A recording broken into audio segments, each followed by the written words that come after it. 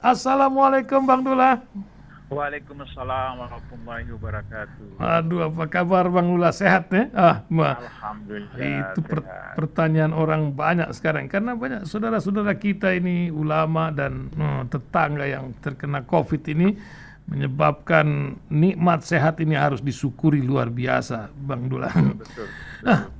Tapi nampaknya sehat jiwa ini menjadi sebuah tantangan, terutama jiwa untuk mengejar para koruptor. Dahulu orang-orang KPK dapat penghargaan ketika dapat membongkar kasus, tapi nampaknya ini mana dapat hukuman. Apa yang Bang Dula lihat dari perjalanan Prasat yang satu ini? Dan Iya, banyak lagi jadi kisah di tengah COVID ini. Silakan Bang Dula, kita lanjut. ini memang tragedi betul. Hmm, Kalau tadinya masyarakat awam, masyarakat umum menganggap bahwa pedang penegakan hukum hmm, di kepolisian, kejaksaan, dan pengadilan itu tajam ke bawah, tumpul ke atas. Tapi sekarang ini justru di KPK hal itu berlaku sama dengan lembaga penegak hukum yang lain. Ini ironis karena dua penyidik yang dijatuhi sanksi dalam pelanggaran kode etik menurut Dewan Pengawas itu berdasarkan laporan dari koruptor dan agennya. uh, Jadi dua penyidik ini mereka yang menangani kasus korupsi bansos oleh mantan Menteri Sosial yang punya potensi 6, sekian triliun ya, seperti itu. betul.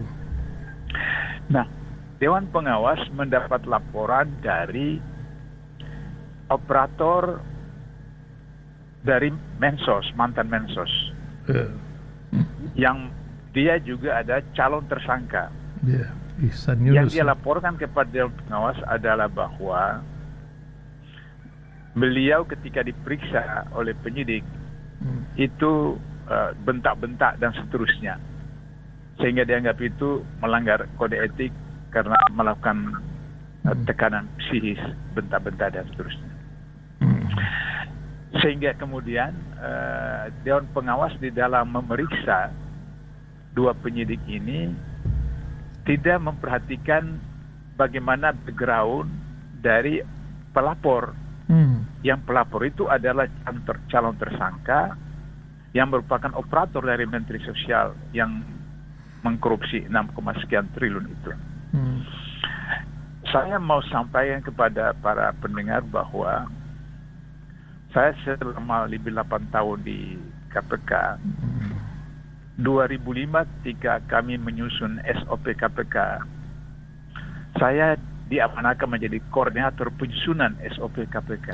Jadi saya tahu betul bagaimana semua proses di KPK. Dalam proses penindakan, yaitu penyelidikan, penyidikan, penuntutan di KPK dalam pemeriksaan, itu SOP-nya jelas. Di dalam ruangan pemeriksaan itu ada CCTV dan kemudian dindingnya itu berkaca, sehingga orang dari luar bisa lihat ke dalam. Sementara di dalam ruangan 5 pimpinan KPK, di dalam ruangan deputi penindakan, di dalam ruangan direktur penyelidikan dan penuntutan, itu ada CCTV yang bisa melihat langsung proses pemeriksaan, bahkan di dalam ruangan-ruangan yang lain. Saya mau berikan ilustrasi. Seorang penyidik ketika memeriksa Nazarudin, anggota DPR, mantan bendahara Partai Demokrat. Karena dia sudah kenal lama ketika penyidik ini masih di kantor lamanya, itu kemudian Nazarudin itu langsung peluk penyidik itu waktu masuk peluk. Nah, penyidik ini kaget dipeluk oleh Nazarudin. Itu saja kemudian penyidik ini dikenakan sanksi, dipulangkan ke kantornya itu asalnya. Karena tidak boleh menunjukkan dalam kode etik KPK, tidak boleh menunjukkan keakraban dengan orang yang sedang diperiksa, baik sebagai tersangka, saksi maupun terdakwa. Apa yang saya sebutkan ini bahwa kalau misalnya betul tuduhan orang mantan Mensos itu bahwa dua penyidik ini melakukan intimidasi dalam pemeriksaan yang tidak sesuai dengan kode etik, maka pimpinan, deputi penindakan, direktur penyelidikan pasti tahu karena bisa lihat setiap hari di CCTV. Di situ. Nah, kenapa Dewan Pengawas tidak memperhatikan CCTV itu? Karena CCTV itu ada. Juga saya belum tahu ada Dewan Pengawas atau tidak, karena ketika Dewan Pengawas sekarang saya sudah pensiun. Tapi yang pasti ada di pimpinan, ada deputi penindakan, direktur penyidikan penuntut umum. Itu ada CCTV seperti itu. Sehingga seharusnya Dewan Pengawas bisa meminta CCTV itu, rekaman itu, kalau di ruang mereka tidak ada. Nah, satu. Yang kedua, bahwa kalau misalnya mereka ini dianggap bersalah dan dijatuhi hukuman, dua orang yang terperiksa ini, satu dijatuhi hukuman sedang, pelanggaran sedang, maka sanksinya menurut peraturan Dewan Pengawas 10% gajinya dipotong selama 6 bulan. Yang kedua itu sanksi ringan, jadi tidak dipotong gajinya, tapi selama 3 bulan. Tetapi harus diketahui oleh para pendengar bahwa kalau misalnya di kepolisian, kejaksaan, atau di lembaga pemerintahan, ASN dan seterusnya itu mendapat SP1, surat peringatan pertama, itu tidak apa-apa, biasa saja. Tapi kalau di KPK, seorang pegawai mendapat SP1, itu gempa bumi buat dia. Gempa bumi. Kenapa? Karena begitu mendapat sanksi pelanggaran ringan sekalipun, langsung kinerjanya itu langsung turun, drop menjadi D. Jadi di KPK itu kinerja itu A, B, C, D. Kalau dia dapat kinerja A, maka tunjangan kinerjanya bulan itu 10% dari gaji pokok. Kalau B itu 7%. Kalau C itu 5%. Kalau D 0%. Maka kemudian penyidik yang sekarang yang kena sanksi itu, yang praga itu, sanksi sedang 10% dari gaji pokok, tapi juga kemudian tunjangan kinerjanya tidak dapat, 0 itu. Karena dia meskipun kinerjanya A, itu langsung drop D. Kemudian yang kedua itu peringatan ringan, tidak potong gaji, tapi tetap saja langsung D kinerjanya, maka tunjangan kinerjanya tidak dapat selama 3 bulan itu. Yang problem bagi pegawai KPK adalah ketika seseorang sudah mendapat sanksi kode etik, maka itu bertahun-tahun dia harus berdarah-darah untuk bisa kembali kepada C, untuk bisa kembali kepada B, untuk bisa kembali kepada A. Dan peluangnya untuk menjadi pejabat itu mustahil. Pengalaman saya 8 tahun di KPK, tidak akan bisa jadi pejabat di KPK kalau sudah pernah dapat sanksi kode etik. Pada waktu yang sama, Firly, ketua KPK, melakukan pelanggaran kode etik yang serius, bahkan sampai kepada mendekati tingkat pidana, itu hanya mendapat teguran peringatan ringan, yaitu ketika beliau menggunakan pesawat helikopter dari Jakarta ke kampungnya.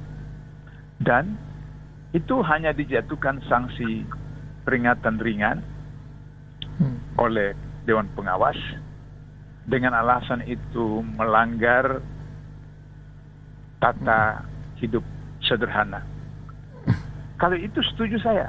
Tapi persoalannya adalah di sana ada gratifikasi, yaitu pesawat itu disewa, dibayar oleh orang tertentu.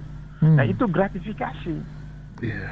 Sehingga seharusnya dikenakan pasal pidana, pasal 12B huruf besar dalam Undang-Undang Tindak Pidana Korupsi. Tapi ternyata Firly tidak dikenakan sanksi. Nah, ini yang saya maksudkan bahwa keadilan. Dewan Pengawas sebagai salah satu institusi di KPK sudah mengikuti pola lembaga-lembaga penegak hukum yang lain, yaitu senjata itu tajam ke bawah, tumpul ke atas. Ketika pegawai KPK yang melakukan pelanggaran langsung tegak hukum, tapi ketika atasan pimpinan itu tidak. Nah, bahayanya adalah ketika ada pelapor yang calon tersangka dari operator koruptor, itu diterima laporannya sehingga kemudian para penyidik itu dikenakan sanksi, dan ini bahaya sekali. Karena nanti semua penyidik tidak berani lagi melakukan tugasnya sesuai dengan SOP, penyelidik juga begitu, JPU juga begitu, maka kemudian para koruptor akan berpesta pora karena mereka bisa saja membuat skenario, bisa saja bersandiwara untuk kemudian melaporkan kepada Dewan Pengawas, atau ketika di pengadilan akan mengatakan bahwa kami diintimidasi sehingga kemudian kami terpaksa mengaku. Jadi karena itu maka hari ini di pengadilan kesaksian kami itu kami tarik cabut, dan kemudian para koruptor di pengadilan bisa bebas. Ini berbahaya sekali, dan ini adalah sangat-sangat merupakan lampu merah terhadap pemberantasan korupsi di Indonesia. Nah, oleh karena itu buat para pemirsa, para pendengar, ini masalah yang serius terhadap KPK, sehingga saya menyarankan kepada teman-teman di KPK agar supaya harus mempersoalkan apa yang dilakukan oleh Dewan Pengawas ini dengan cara melaporkannya juga ke Dewan Pengawas, dan kemudian Dewan Pengawas harus memeriksa mereka yang tidak terlibat, atau kedua melaporkan kepada Presiden, karena Presiden yang mengangkat Dewan Pengawas untuk kemudian menggantikan mereka dengan Dewan Pengawas yang baru. Itu ya, memang ini setelah wafatnya Pak Artijo Alkostar Februari lalu, ini menjadi sebuah pertanyaan, apakah gigi Dewan Pengawas masih tajam, tapi terbukti kali ini ya, Bang. Ini masalah pandemik ini sekarang. Nah, ini di tengah-tengah masa yang luar biasa, Bang Dullah melihat macam mana. Tentu banyak koruptor atau yang bermain di sini, tapi nampaknya mereka bilang ini kalau kita protes ini dianggap lalat politik gitu, yang mengganggu prosesnya. Apa yang Bang Dullah dari pandemik ini yang menentukan ujian bagi seorang pemimpin gitu? Silakan Bang Dullah. Jadi kalau kita bicara tentang pandemi dan kemudian PPKN dan PPSB dan seterusnya, ini kan sebenarnya ada dua hal. Yang pertama, ini teguran atau azab Allah kepada pemimpin-pemimpin Indonesia yang pada Desember 2019 bahkan sampai Januari 2020 mereka katakan virus corona tidak akan masuk Indonesia karena ya macam-macam istilahnya. Tidak dapat izin untuk masuk Indonesia virus corona. Ada yang mengatakan lagi virus corona tidak akan bisa masuk Indonesia karena orang Indonesia itu kebal-kebal dan seterusnya. Bahkan dalam ilustrasi atau jawaban Wakil Presiden yang seorang ulama, mantan Ketua Umum MUI, juga menganggap seperti demikian. Lantas kemudian terjadilah seperti sekarang. Nah, andai kata pada awal sekali penyebab virus corona di Indonesia itu kan 2 orang, ibu dan anak di Depok. Di Depok. Yang diakuin itu. Nah, andai kata apa yang dilakukan oleh Gubernur DKI Anies Baswedan itu diikuti oleh pemerintah pusat selesai, yaitu bahwa orang dari Depok tidak boleh keluar, karena awalnya dari Depok tidak boleh keluar ke Jakarta atau mana-mana, dan kemudian Jakarta ditutup sehingga karyawan-karyawan yang bekerja di Jakarta yang berasal dari Depok itu tidak boleh datang. Dan kemudian orang Depok ditanggung oleh pemerintah pusat, katakanlah paling lambat 3 bulan. Nah, orang Depok itu sekitar 2 jutaan penduduknya. Jadi katakanlah berapa ratus ribu kakak. Satu kakak dikasih katakanlah 300.000 per bulan atau sekian ratus ribu selama 3 bulan ditanggung makan minumnya karena tidak pergi kerja segala macam. Bahkan dalam undang-undang binatangnya juga dikasih makan, binatang peliharaan juga dikasih makan. Saya pikir tidak sampai 10 triliun untuk bisa menutup pengembangan penyebaran virus corona itu ke luar dari Depok. Dan kemudian Jakarta bisa dihalangi penerbangan dari luar negeri masuk ke Jakarta. Kalau itu sekitar 10 sampai 20 triliun sudah selesai dan seperti itu. Tapi sekarang itu sudah hampir 900 triliun. Yang pertama itu ditetapkan 600 triliun untuk Undang-Undang Nomor 1 Tahun 2020 tanpa DPR tentang COVID-19. Nah, sekarang sudah mencapai 900 triliun dan itu mau ditambah lagi sampai lebih 1.000 triliun. Sementara itu virus ini dia bermetamorfose, artinya melakukan perubahan-perubahan dari India, dari apa segala macam. Sehingga kalau mau dihitung dari segi keuangan berapa puluh ribu triliun pun tidak bisa selesai. Nah, sehingga dan begitu, kalau ini kan lucu, Luhut itu kan pertama sekali dikasih tugas untuk menanganinya, kan gagal PSBB, terus kemudian diganti. Sekarang dikasih lagi. Berarti ini kan yang harus diperhatikan oleh para penegak hukum bahwa ada konflik kepentingan. Apakah presiden yang punya konflik kepentingan sehingga ini merupakan satu proses bisnis, mitra dagang, mitra bisnis, atau ada oligarki yang mempunyai kepentingan sehingga kemudian memaksakan kepada presiden agar supaya Luhut lagi yang menjadi penanggung jawab, padahal yang pertama kali gagal tahun 2020 seperti itu. Nah, ini yang jadi persoalan sehingga seakan-akan pandemi ini merupakan lahan bisnis bagi orang-orang tertentu. Ini yang menarik. Ketika dokter siapa kemarin itu yang ditahan 1 hari 2 hari, itu kemudian dilepaskan hanya karena dia mengatakan bahwa ini orang meninggal ini bukan karena virus, tapi orang meninggal karena obat. Nah, obat seperti itu. Dan orang yang isoman mandiri di rumah itu jarang misalnya meninggal. Tapi kalau masuk rumah sakit, kemudian kebanyakan mereka meninggal. Bahkan yang sudah mengambil vaksin juga meninggal. Nah, karena virus corona ini kan sejenis flu, sama dengan flu-flu yang lain. Sehingga kemudian pengobatannya hanya soal imunitas, nutrisi yang baik, itu imunitas fisik, kemudian imunitas psikis, ya misalnya taat beribadah bagi orang Islam, sholat, orang saum, ngaji, tadabbur Quran dan seterusnya. Maka itu selesai. Tapi ini karena ada proyek bisnis, maka kemudian dibuatlah sedemikian rupa sehingga terjadi korban yang luar biasa. Dan sekarang tercatat Indonesia yang tertinggi, 56.000 lebih atau korban daripada virus corona. Saya mau simpulkan bahwa kalau misalnya nanti apa yang disebutkan oleh Luhut itu tidak terkendali, berarti pemerintah yang bertanggung jawab.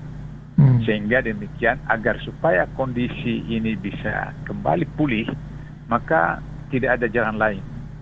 Istilah di medsos, angkat bendera putih. Bendera putih itu apakah Luhutnya, bendera putihnya itu atau Menteri Kesehatan, bendera putih itunya Menteri Keuangan, atau bendera putihnya itu adalah Presiden. Supaya kemudian orang sadar, dan saya pikir sudah tidak ada lagi swab, tidak ada lagi antigen, tidak ada lagi vaksin, maka orang kemudian tidak mengalami tekanan psikis, maka kemudian seperti flu biasa, mereka sehat, kemudian masjid-masjid diramaikan, kemudian nutrisi ditingkatkan, maka selesai persoalan COVID-19 seperti yang berlaku di Brunei atau di beberapa negara lain. Mungkin itu soal pandemi. Ya. Terima kasih Bapak Abdullah Hemahua, Bang Dullah pagi hari ini sudah mengisi ruang dengar kita. Semoga selalu diberikan kesehatan dan Allah melindungi negeri kita ini. Assalamualaikum Bang Dullah. Waalaikumsalam warahmatullahi wabarakatuh.